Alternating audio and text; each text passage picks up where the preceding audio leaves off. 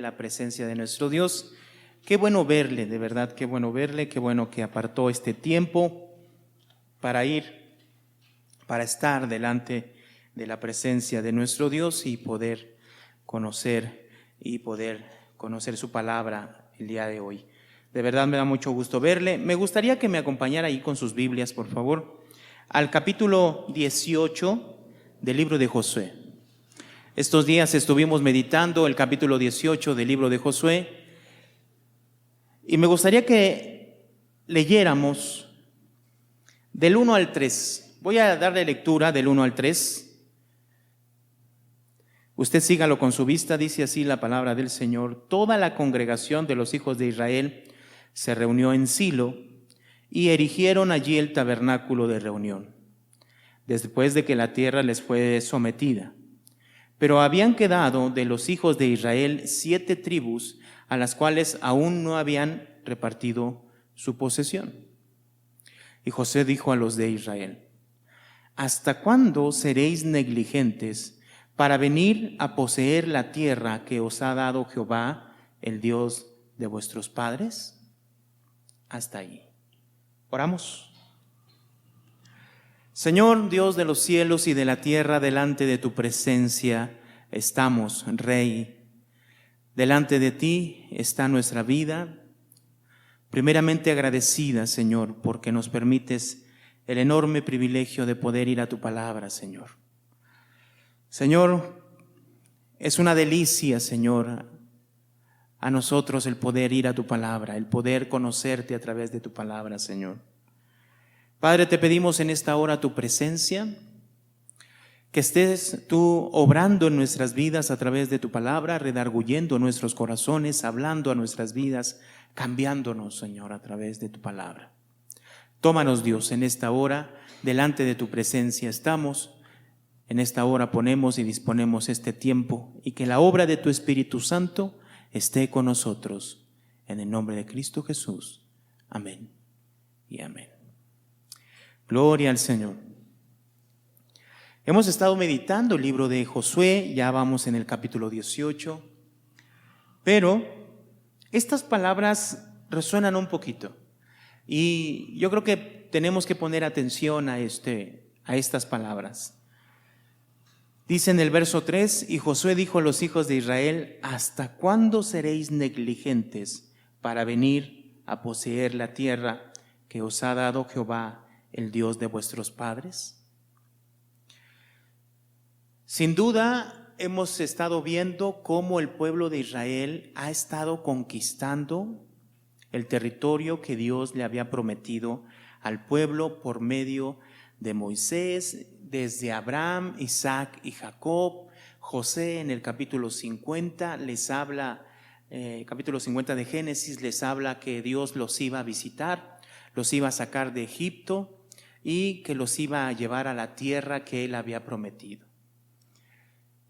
Y una vez que llegan ahí, el Señor les da en posesión esa tierra y ellos empiezan a conquistar. Hemos visto cuántas ciudades son las que ellos se han apoderado de esas ciudades, y esas ciudades habla de territorio, lugares habitables donde ellos ya iban a poder morar.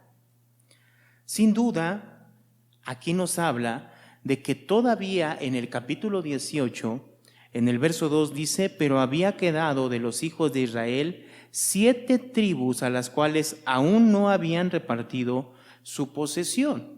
Es interesante esto. ¿Por qué? Porque si son 12 tribus las que se reparten la tierra, ¿sí?, entonces quiere decir que 5 tribus de ellas son las que únicamente habían conquistado. 7 de ellas todavía no. Ahora, el punto aquí es poder entender por qué de esa negligencia del pueblo. ¿Por qué Josué tiene que exhortarles y decirles de tal manera, diciéndoles: ¿hasta cuándo seréis negligentes? Quiere decir entonces que esta situación que se estaba generando en el pueblo de Israel, donde todavía estas 7 tribus no habían podido conquistar, no dependía de Dios, tampoco dependía de Josué, sino que dependía de la situación en la que estaba viviendo el pueblo y sobre todo estas tribus. Las únicas tribus que habían heredado ya, en cierta manera, fíjense nada más lo que les estoy diciendo. Las únicas tribus que habían heredado ya, se supone que eran 5. Tres de ellas ya habían heredado en la parte oriental del río Jordán. Antes de que ellos entraran a la tierra de Canaán, Moisés conquistó la tierra que está al lado oriental del Jordán. Y en ese lugar se quedaron 3 tribus. Bueno, se quedaron 2 tribus y media. ¿Quiénes eran? Era Rubén, Gad y la media tribu de Manasés. Recordemos que Manasés era un pueblo tan grande que se tuvo que repartir o poner doble porción para ellos. Una porción, la mitad de ellos del lado oriental y la otra porción entrando a la tierra de Canaán.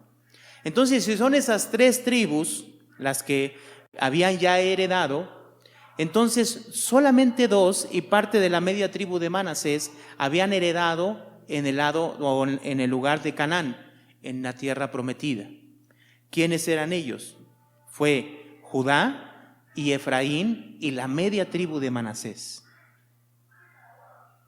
Entonces estamos hablando de 5 tribus y hemos visto un territorio amplio conquistado, pero 7 de esas tribus no habían podido conquistar hasta este momento. Y entonces, por las palabras que dice Josué en el verso 3, la situación que se estaba viviendo no dependía ni de Dios ni de Josué, sino dependía de la negligencia del pueblo a conquistar, para conquistar. La palabra negligente que se utiliza aquí es la palabra hebrea que se dice o que se pronuncia Rafá, así se pronuncia. Y esta palabra se traduce en la misma Biblia de 3 formas. La primera es flojos, la segunda es perezosos y la tercera es descuidados.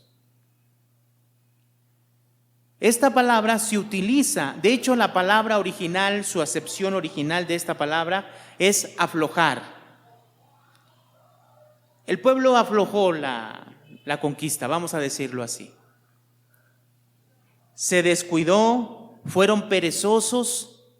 Y la pregunta aquí que quisiera que contestáramos juntos es ¿por qué? ¿Qué cree que pasó? Porque comenzamos viendo cómo el pueblo comenzó a conquistar y a conquistar y a conquistar. Vimos cómo en el capítulo 10 y 11 barrieron a 31 reyes y los nombra a cada uno de ellos. Eran 31 ciudades con 31 territorios. Y vimos cómo se empezó a repartir la tierra. Se le repartió la tierra a Judá, se le repartió la tierra a Efraín y a la media tribu de Manasés. Pero llegó el momento en el que el pueblo ya no quiso conquistar, ya no quería conquistar. O no es que no quisiera conquistar, sino que tal vez en ese momento dijo, pues estamos cómodos así. Llegaron a Silo, que el lugar de Silo es el territorio de Efraín, y ahí estaban, me imagino, todos ellos reunidos cuando establecieron el tabernáculo. Y entonces Josué tiene que decirles hasta cuándo serán negligentes para venir a poseer la tierra que os ha dado Jehová, Dios de vuestros padres. ¿Por qué pasó esto? ¿Por qué pasó esta situación? ¿Qué llevó al pueblo a ser un pueblo flojo, perezoso y descuidado para conquistar lo que Dios ya le había entregado? Y para eso tenemos nosotros que recapitular lo que hemos visto hasta ahora. Mire, en los capítulos anteriores, si nosotros vamos al capítulo 15, verso 63, capítulo 15, verso 63.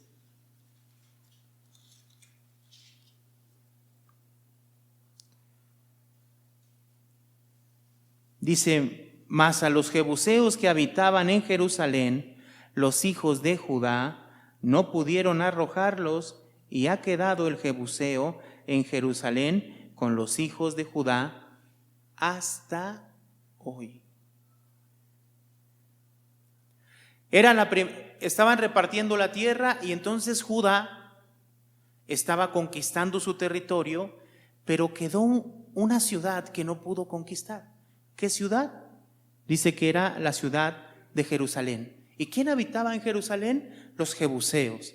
Y entonces Judá no pudo arrojarlos, y entonces quedó el jebuseo, dice, en Jerusalén con los hijos de Judá hasta hoy, dice el autor. Si nosotros vamos y avanzamos al capítulo 16, verso 10,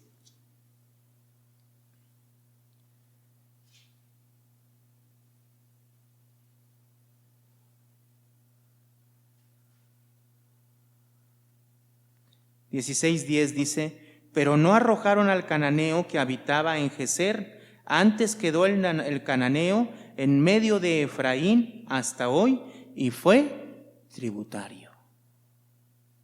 ¿Qué vemos? Las tribus que estaban conquistando, escúcheme, las tribus que estaban conquistaban mucho territorio, claro que sí, muchísimo. A comparación del territorio que ellos conquistaban, a comparación de lo que ellos dejaban vivos o de lo que no podían conquistar, era realmente algo insignificante, podemos decir. Pero sin duda, hermanos, es algo que sí estaba afectando al pueblo. Porque el autor se toma el cuidado de decirnos que en medio del pueblo estaban quedando ciudades, y al quedar ciudades estaban quedando personas de esas naciones que ellos tenían que exterminar. ¿Qué significa? Significa que estaban quedando personas que adoraban a otros dioses y que vivían de una manera perversa. Recordemos que en el libro de Levítico, capítulo 18, Dios les dice que no tienen que hacer como en la tierra de Egipto donde ellos moraban, y tampoco tenían que hacer como en la tierra de Canaán donde ellos iban a ir. ¿Y qué cosa en común tenían la tierra de Canaán con la tierra de Egipto, con la ciudad de Egipto o el territorio de Egipto? Que eran personas perversas. Sus dioses, los dioses cananeos, estaban enfocados totalmente a la sexualidad, al libertinaje sexual. No solamente tenemos que mirar que estaban dejando vivos ciudades o que no pudieron arrojar a estas ciudades, sino que esas personas estaban conviviendo con el pueblo. Si nosotros vamos al capítulo 17, verso 12 y verso 13, dice así. Estamos hablando de la media tribu de Manasés, y dice: mas los hijos de Manasés no pudieron arrojar a los de aquellas ciudades, y el cananeo persistió en habitar en aquella tierra, pero cuando los hijos de Israel fueron lo suficientemente fuertes, hicieron tributario al cananeo, mas no lo arrojaron. ¿Qué significa esto? No tan solo Judá, no solamente Efraín, sino ahora también Manasés. ¿Qué está pasando? Primero era una ciudad, después ya fue un territorio más grande, ahora dice que son ciudades. ¿Sí ven? En el verso 12 dice: no pudieron arrojar a los de aquellas ciudades. Significa que va esto en progresión.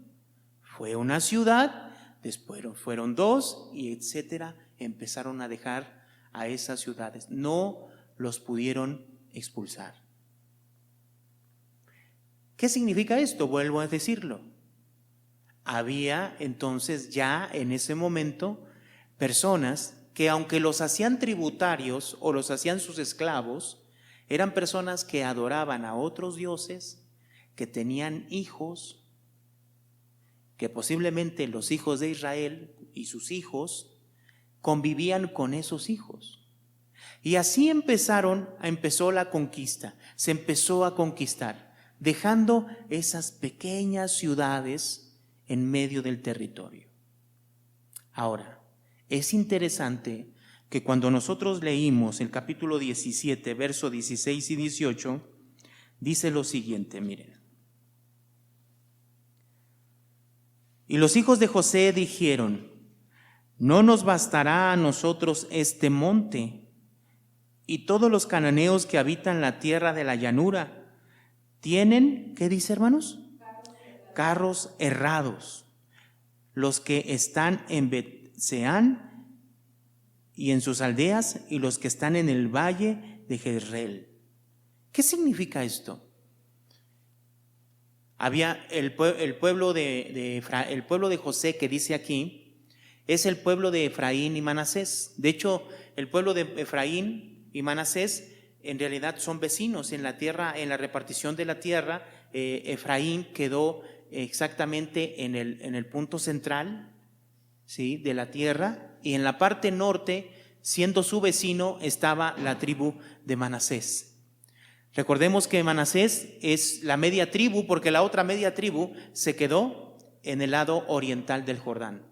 Entonces, al ser muchas personas, dijeron que no les bastaba ese territorio, pero había mucho territorio por conquistar. Quiero que me entienda lo siguiente: no es que ya no quedaba más territorio por conquistar, sí quedaba. Entonces, ¿por qué? Dice en el verso 16 que ellos dijeron: no nos bastará a nosotros este monte, y todos los cananeos que habitan en tierra de la llanura tienen ¿qué? Carros errados, los que están en Bet-Seán y los que están en sus aldeas y los que están en el valle de Jezreel. ¿Qué significa esto? No es que hubiera, escúcheme, no es que no hubiera territorio a conquistar o más territorio para ellos, sino que ellos estaban viendo, fíjense, que en esas ciudades, ¿qué tenían? Carros cerrados, o sea, maquinaria, vamos a decirle así, ¿no?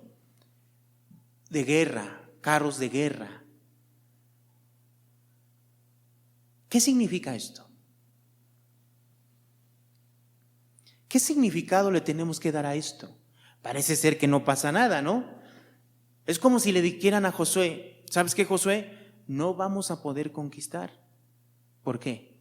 Ya no nos vamos a poder extender más allá del territorio. ¿Por qué? Porque ahí son muy fuertes y tienen armamento para la guerra, y no vamos a poder contra ellos. Es como si el pueblo estuviera pensando de esa manera. Y estamos hablando de la tribu de Efraín y de Manasés. Entonces, en este punto, quiero que entienda, en este punto, ¿qué significa esto? Ellos habían visto todos los reyes que Dios les había entregado en sus manos, ¿o no? Claro. Pero ¿qué empezó a pasar? Empezaron a dejar ciudades vivas, empezaron a dejar una ciudad primero, después fueron ciudades, y ahora ya había un territorio grande en el cual ellos decían: no podemos. Entonces, ¿qué significa esto? ¿Qué significa esto, hermanos? Ellos, en este momento, parece ser que habían perdido su confianza en Dios para seguir conquistando. Aunque podían conquistar, ellos aquí ya están viendo por sus propios ojos.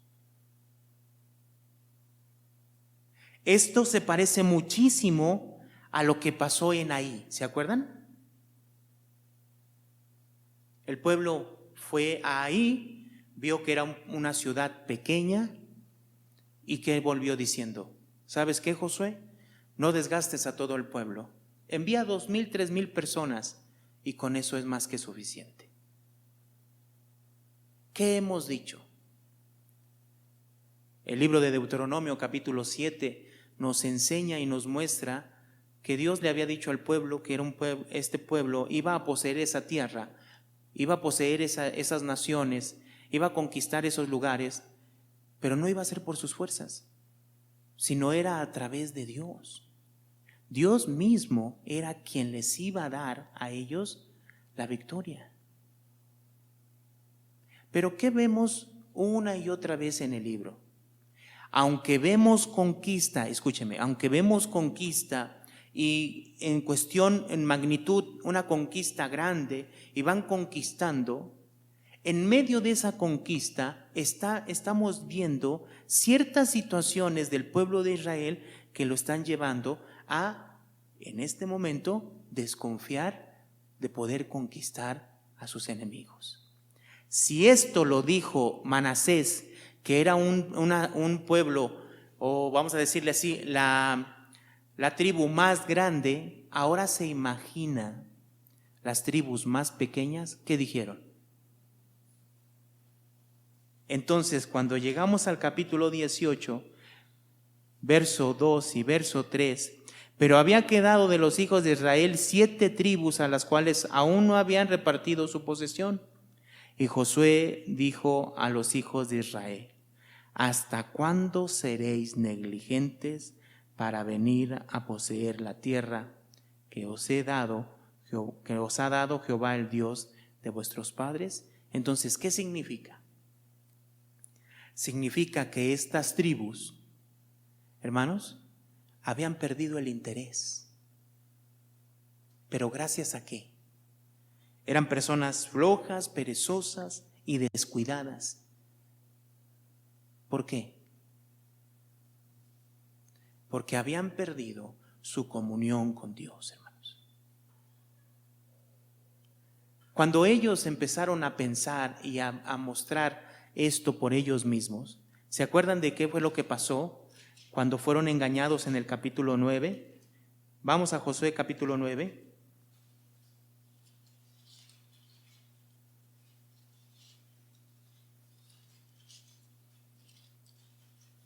Capítulo 9, hermanos, verso 14. Y los hombres de Israel tomaron de las provisiones de ellos y no consultaron a Jehová. Hermanos, ¿cuál era la forma de vencer? Tenemos que recordar. ¿Cuál era la forma en que ellos iban a tomar la tierra? Son dos cosas que en realidad son una. Por un lado, tenemos que recordar el libro de Josué, capítulo 1, versos 6, versos 7 y 8, miren. Estas palabras son a Josué, esto ya usted se lo sabe de memoria seguramente. Dice: solamente esfuérzate y sé muy valiente en cuidar de hacer conforme a toda la ley que mi siervo Moisés te mandó. No te apartes de ella ni a diestra ni a siniestra, para que seas prosperado en todas las cosas que emprendas, y nunca se apartará de tu boca este libro de la ley, sino que de día y de noche meditarás en él, para que guardes y hagas conforme todo lo que en él está escrito, porque entonces harás prosperar tu camino y todo te saldrá bien. Este todo te saldrá bien, este prosperar tu camino, no es otra cosa que ellos pudieran conquistar a sus enemigos. ¿Qué es lo que tenían que hacer? Aunque estas palabras son para Josué de manera inmediata, Josué entendemos que todas estas palabras eran para todo el pueblo. ¿Cómo iban a conquistar? A través de guardar los mandamientos de Dios. Pero hay algo más que tenemos que recordar. ¿Quién es el que iba a dirigir esta conquista? ¿Quién iba adelante en esta conquista? ¿Quién era en realidad el que iba a decir cómo se tenía que conquistar? Dios mismo. Y se acuerda que en el capítulo 5 aparece un varón, en el verso 13, dice así: estando Josué cerca de Jericó, alzó los ojos y vio a un varón que estaba delante de él, el cual tenía una espada desenvainada en su mano, y Josué, yendo hacia él, le dijo: ¿Eres tú de los nuestros o de nuestros enemigos? Él respondió: No, mas como príncipe del ejército de Jehová he venido ahora. Él es el príncipe del ejército de Jehová. ¿Qué significa? Yo soy quien va a comandar esta guerra. Yo soy quien voy delante diciéndote cómo lo tienes que hacer y de qué manera lo tienes que hacer. Y así pasó en Jericó y así pasó en Ahí. Dios le dijo exactamente cómo tenía que conquistar, cómo tenía que ir a la guerra, qué es lo que tenía que hacer. Por lo tanto, el pueblo tenía la victoria, obtenía la victoria cuando el pueblo se sometía a los mandamientos de Dios y buscaba constantemente su voluntad. ¿Sí me explico? La conquista, hermanos, era eso. En realidad se trataba de eso. Déjense guiar. Búsquenme en todo momento. Consúltenme. Busquen mi dirección. Búsquenme. Vivan bajo mis mandamientos. Eso es lo que tenía que hacer el pueblo. Por lo tanto, cuando vemos ciudades a los cuales ellos no podían arrojar, cuando vemos ciudades a los cuales ellos no expulsaban y no exterminaban, tenemos que entender que entonces en ese momento ellos no buscaban a Dios. Y esa falta de búsqueda de Dios, esa falta de dirección de Dios, llega al momento en el que el pueblo, como lo vemos en el capítulo 18, 7 tribus que no habían podido conquistar. Les dice negligentes. Y la palabra negligente, hermanos, es perezosos, descuidados.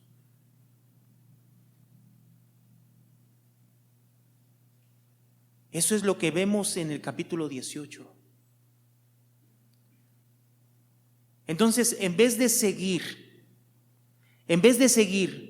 la voluntad de Dios, que era conquistar todo el territorio, ese pueblo se conformó con lo que tenía y ya no quería conquistar. Y yo lo pongo de esta manera.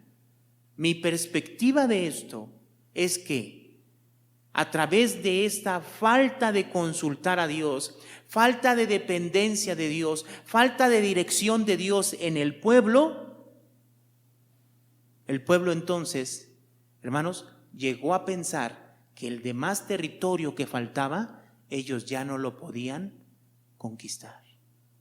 ¿Sí me explico? ¿Basado en qué? El pueblo empezó a dejar ciudades. Y si empezó a dejar ciudades, significa que empezaron o faltó la dirección de Dios, la búsqueda de Dios, el consultar a Dios para que les diera la dirección y de cómo tenían ellos que vencer a sus enemigos. ¿Sí me explico? ¿Qué significa esto para nosotros el día de hoy? ¿Cómo tenemos que ver esto para nosotros el día de hoy? ¿Qué relación tiene? Nosotros estamos llamados a algo, hermanos. Nosotros ya somos y formamos parte de el reino de Dios. Ya formamos parte del reino de Dios. Somos hijos de Dios. Ya somos parte del reino de los cielos. Por lo tanto, nuestras vidas ahora están encaminadas hacia algo. Miren, quisiera que me ayude. Bueno, vamos a buscar, por favor, el libro de Romanos, capítulo 6. Romanos, capítulo 6.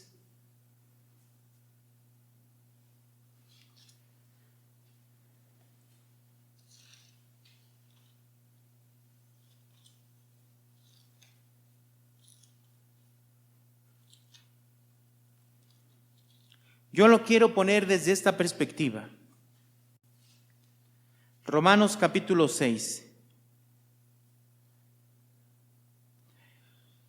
Dice, porque el verso 4 dice, porque somos sepultados juntamente con Él para muerte por el bautismo, a fin de que como a Cristo resucitó de los muertos por la gloria del Padre, así también nosotros andemos ¿en qué? En vida nueva.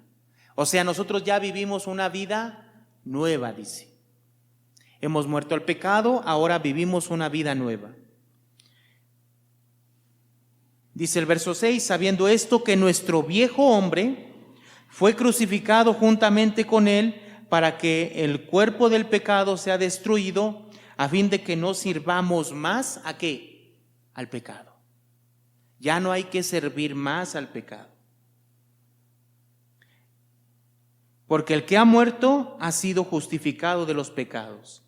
Y si morimos con Cristo, creemos que también viviremos con Él, sabiendo que Cristo, habiendo resucitado de los muertos, ya no muere. La muerte no se enseñorea más de Él, porque en cuanto murió, al pecado murió una vez por todas, mas en cuanto vive, ¿qué dice, hermanos? Para Dios vive.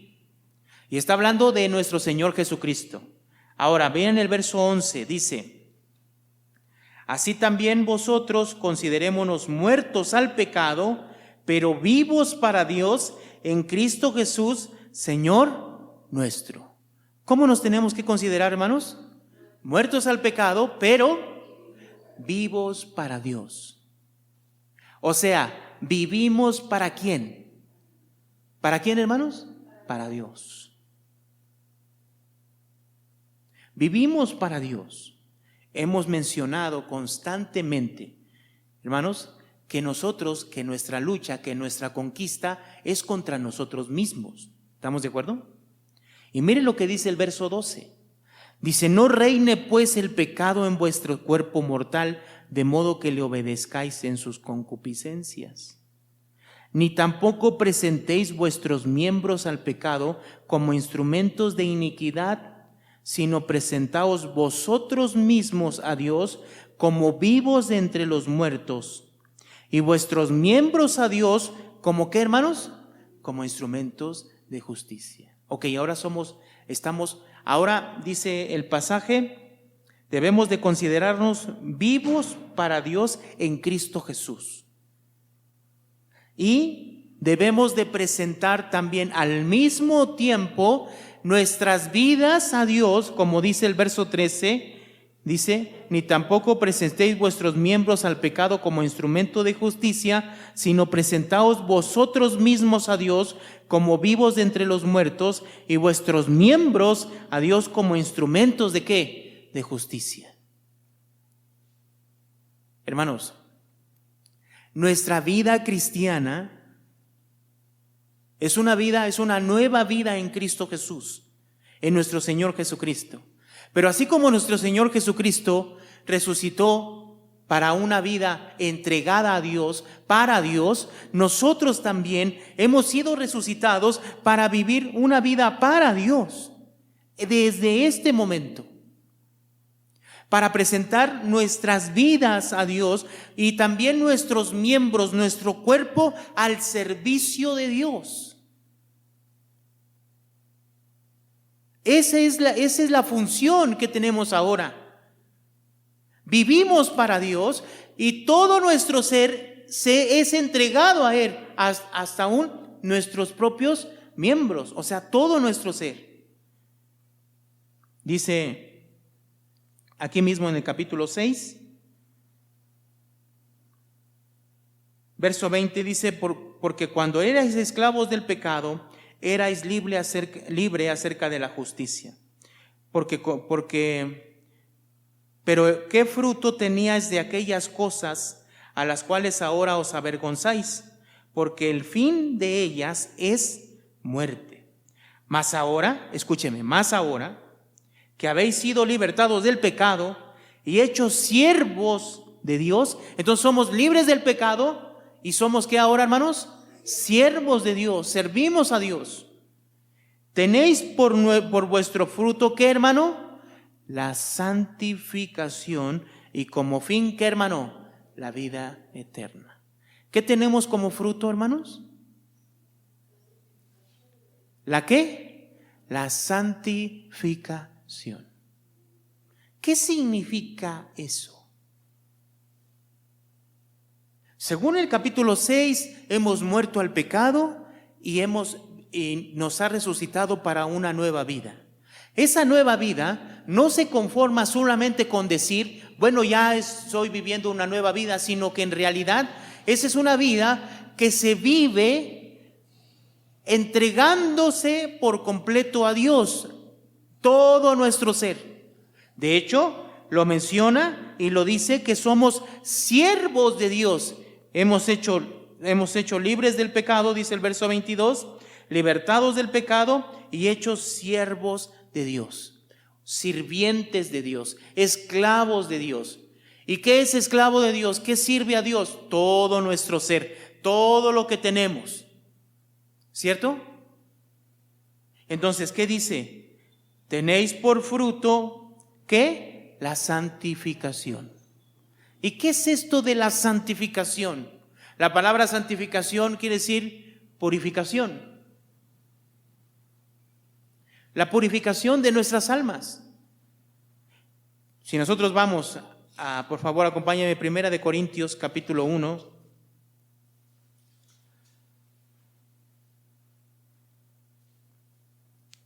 Capítulo 1, verso 2 dice: a la iglesia de Dios que está en Corinto, a los santificados en Cristo Jesús, dice aquí, llamados a ser santos con todos los que en cualquier lugar invocan el nombre de nuestro Señor Jesucristo, Señor de ellos y nuestro. ¿Qué dice? Le está hablando a la iglesia de Corintios y le llaman y le dice que son los santificados en Cristo Jesús. ¿Qué significa? En Cristo Jesús hemos sido santificados, purificados. O sea, por creer en Cristo Jesús, Él nos ha hecho y declarado limpios, puros. Ahora, ¿qué significa esto? Que estos santificados son llamados a ser ¿qué? Santos, limpios. Tenemos que entender que a eso hemos sido ¿qué? Llamados. ¿A qué? A que el pecado ya no reine, ni more, ni gobierne nuestras vidas, sino que a que presentemos nuestras vidas a Dios como vivos de entre los muertos, presentemos nuestras vidas al servicio de Dios y libertados del pecado venimos a ser siervos de Dios, ¿no dice así? Y aquí nos menciona y también menciona que tenemos como fruto ¿qué? La santificación. ¿Qué significa eso? A través de Cristo somos santificados, somos declarados limpios, pero hemos sido llamados a ser santos, a ser limpios, a ser puros. Estamos llamados a ser limpios. El que nos da la categoría de limpios y puros es nuestro Señor Jesucristo a través de su sangre. Pero nosotros tenemos que seguir viviendo en pureza. ¿Sí me explico, hermanos? Tenemos que seguir. Tenemos que ir. Vamos al libro de Efesios, capítulo 4. Efesios capítulo 4.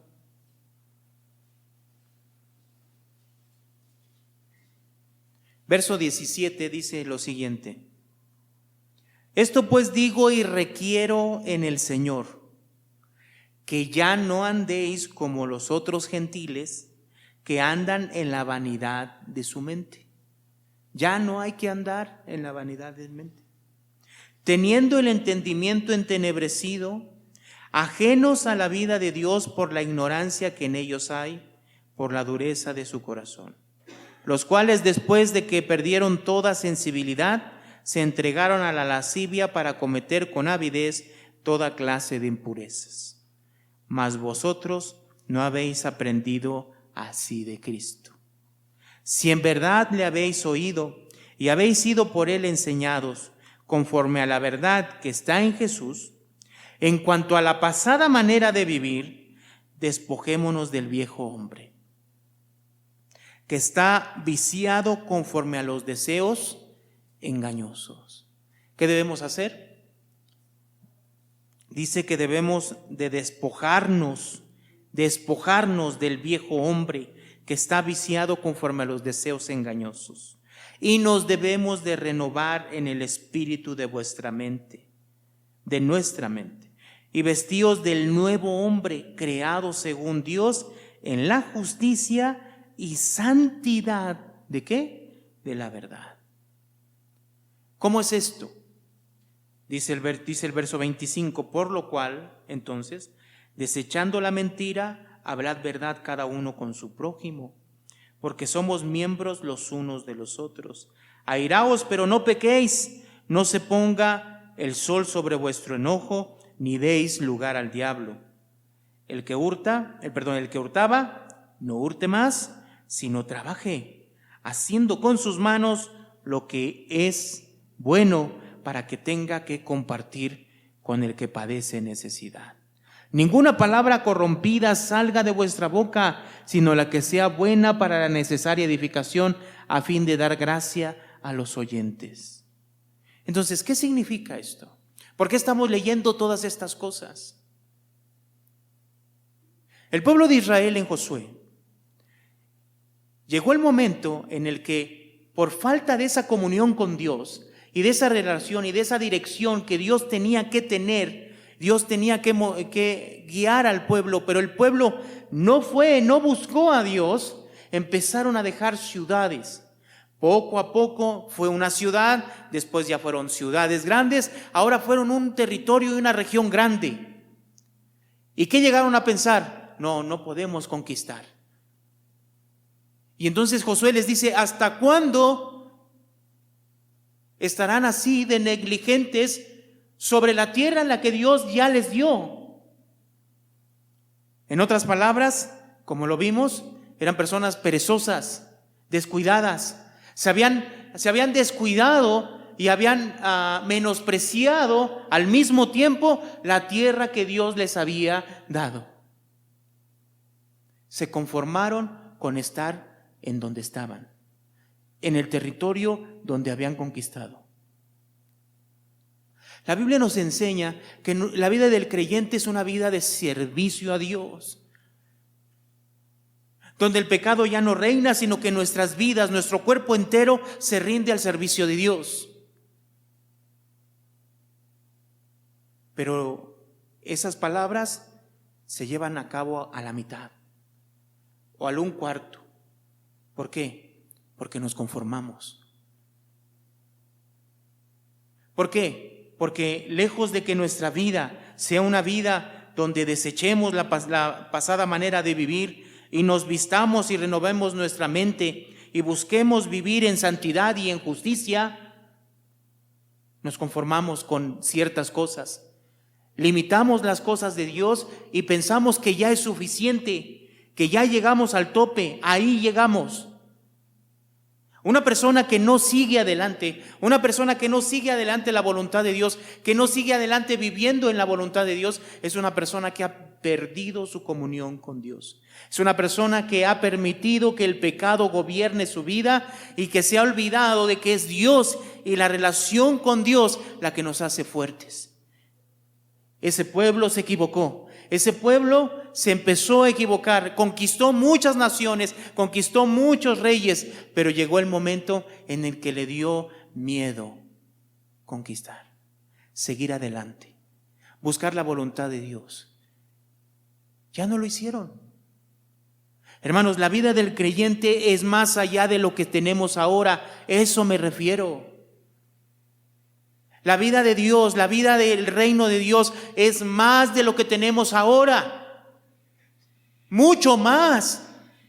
Es una vida en santidad y en justicia, que es capaz de vivir una vida totalmente fuera del mundo, fuera de las pasiones de este mundo, que puede vivir buscando las cosas de Dios completamente. ¿Sí me explico, hermanos? pero nos hemos conformado con lo que tenemos. Nos hemos olvidado de que esta vida sigue, de que hay una vida grande que nos espera, una vida completa donde Dios gobierne nuestras vidas por completo. Pero nos hemos conformado con el territorio que hemos conquistado hasta ahora. Y muchas veces podemos inclusive pensar que es más que suficiente. Pues no, hermanos. Quisiera que fuéramos a Primera de Tesalonicenses capítulo 4. Primera de Tesalonicenses capítulo 4, hermanos.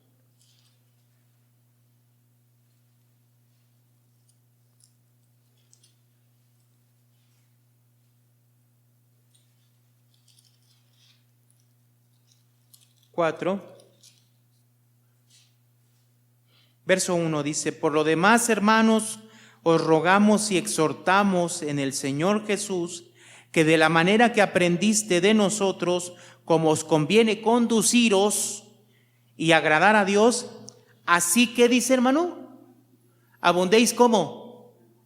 ¿Cómo, hermanos? Más y más. ¿Qué significa más y más? ¿Qué significa? ¿Qué significa más y más? ¿Ya lo hiciste? ¿Ya vives como debe de ser? Pues todavía esto sigue. Hay más. ¿Hasta cuándo, dice, seréis negligentes para venir y poseer la tierra? ¿No le dijo así al pueblo Josué? ¿Hasta cuándo? Hermanos, yo se lo digo a ustedes y me lo digo a mí y a los que nos están viendo. ¿Hasta cuándo seremos negligentes para verdaderamente, hermanos, poseer y dejarnos guiar para que nuestra vida completamente sirva a Dios? Como dice la Escritura. ¿Cómo es posible que viendo la Escritura no veamos cómo estamos viviendo y nos conformemos con lo que tenemos, con la vida que tenemos para Dios? No sé si me explico. Dice aquí el verso 2: porque ya sabéis qué instrucciones os dimos por el Señor, pues la voluntad de Dios es vuestra santificación. ¿Qué significa una vez más? Nuestra purificación. Tenemos que purificar nuestras vidas, hermano, limpiar nuestras vidas. Y hay muchísimas cosas en nuestras vidas, pecados, muchas cosas que hay que dejar. ¿Y qué es para Pablo que la voluntad de Dios es vuestra santificación? Que os apartéis de fornicación, que cada uno de vosotros sepa tener su propia esposa en santidad y honor, no en pasiones de concupiscencia, como los gentiles que no conocen a Dios, que ninguno agravie ni engañe en nada a su hermano, porque el Señor es vengador de todo, como ya hemos dicho y testificado. Pues no nos ha llamado Dios a inmundicia, sino ¿a qué? A santificación. Tenemos que purificar nuestras vidas, hermano. Tenemos que limpiar nuestras vidas. ¿De qué? Del pecado. Ese pecado que nos asedia, dice el libro de Hebreos. Tenemos que, hermanos, verdaderamente pensar que nuestras vidas deben de agradar a Dios en todo momento. ¿Ya lo logramos? No es así. ¿Por qué entonces nos conformamos con lo que tenemos? La forma en que nosotros vivimos la vida de Dios es una vida de entrega, es una vida que se rinde por completo a Él. Es una vida donde tenemos que servirle a Él y se nos ha olvidado que tenemos que servirle ¿en dónde? En su iglesia también. Entonces también tenemos dones, tenemos cosas que Dios nos ha dado y se nos ha olvidado, y así vivimos como quienes, como aquellas personas que piensan que ya lo lograron, ya no pasa nada, así se conformaron. ¿Por qué? Porque así está lo que Dios nos está pidiendo y nos hemos conformado. Y el pueblo así se quedó. Había 7 tribus que no habían conquistado por negligencia, según lo que dice el mismo Josué. No era por otra cosa, era por su negligencia, por su descuido, por su falta de relación con Dios. Porque si hubieran tenido la relación con Dios, hermano, esas naciones ya hubieran sido conquistadas. Si eso lo transportamos hacia nosotros, nuestras vidas, hermanos, que deben de ser unas vidas entregadas, santas, en santidad, buscando a Dios en todo momento, ya viviéramos de esa manera. Pero como no buscamos a Dios ni su dirección, como Dios nada más existe en ciertos momentos de nuestra vida, pues entonces nuestra vida se conforma con lo que tiene. Así vivimos. Nos hemos acostumbrado. Pensamos que ya lo que hacemos es suficiente. Mire nada más hasta dónde hemos llegado. Hermanos, lo que hemos leído, en lo que hemos leído, usted dice amén. O sea, dice, ¿así vivo? Claro que no, nos hace falta, ¿o no? Dice aquí el verso 10. Perdón, en el verso 8 dice, así que el que desecha esto, no desecha a hombres, sino a Dios, que también nos dio su Espíritu Santo. Pero acerca del amor fraternal no hay necesidad de que os escriba, porque vosotros mismos habéis aprendido de Dios que os améis unos a otros. Y también lo hacéis así con todos los hermanos que están en toda Macedonia. Pero os rogamos, hermanos, que abundéis en ello. ¿Qué dice, hermano? Más y más. No se conformen. Aún sigue. Pablo decía, no pretendo yo haberlo alcanzado, sino prosigo a la meta. Nos hemos conformado. Nos hemos estancado. Ahí estamos, como el pueblo, 7 tribus esperando su repartición. Pero no es porque no hubiera más territorio que conquistar. Sí había muchísimo territorio. Pero si los de Manasés tuvieron miedo de los que tenían carros cerrados, viendo cómo Dios les había dado todos esos reyes y esas victorias de los reyes, eso significa que entonces perdieron su comunión con Dios, hermanos. ¿Cómo es posible que viendo todo lo que vieron, cómo es posible que viendo cómo Dios mismo detuvo el tiempo para que ellos ganaran en una batalla, no entendieran qué tipo de Dios tenían para que ellos pudieran conquistar? Eso solamente se explica pensando y dándonos cuenta que habían perdido su comunión con Dios. Hermanos, hemos sido llamados a santidad, a entregarnos a Dios, a servir a Dios, a que nuestras vidas sean renovadas, a vivir en justicia y en santidad. ¿Tú crees que ya llegamos ahí? Y si no crees que hemos llegado hacia ahí, entonces ¿por qué estás en el mismo lugar? ¿Por qué no vemos más personas que sirvan en la iglesia, que busquen a Dios en servir a los demás?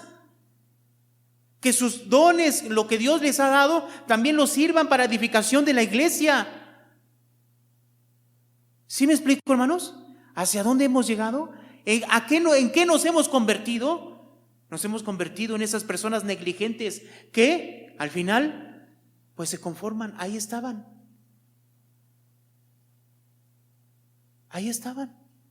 7 tribus esperando, hermanos, el poder conquistar. ¿Y hasta cuándo? Les dice, ¿hasta cuándo? Y hoy exactamente ese es el título. ¿Hasta cuándo, hermanos? ¿Hasta cuándo seréis negligentes para conquistar tu vida? Para vivir en santidad, para vivir agradando a Dios, para servir a Dios, para servir en la iglesia, para formar un ministerio, para que Dios te use, para que Dios te guíe. ¿Hasta cuándo, hermanos? ¿Hasta cuándo? ¿Ya? ¿Hasta ahí llegamos? Hay más, muchísimo más. Pero nos hemos conformado, y con tristeza lo digo, nos hemos conformado porque hemos perdido la dirección de Dios. Porque si siguiéramos a Dios, si buscáramos a Dios, Él lo que nos diría es: cambia, purifícate, vive para mí, sírveme. ¿O no es así? ¿Hasta cuándo seréis negligentes para venir y poseer la tierra? Oremos.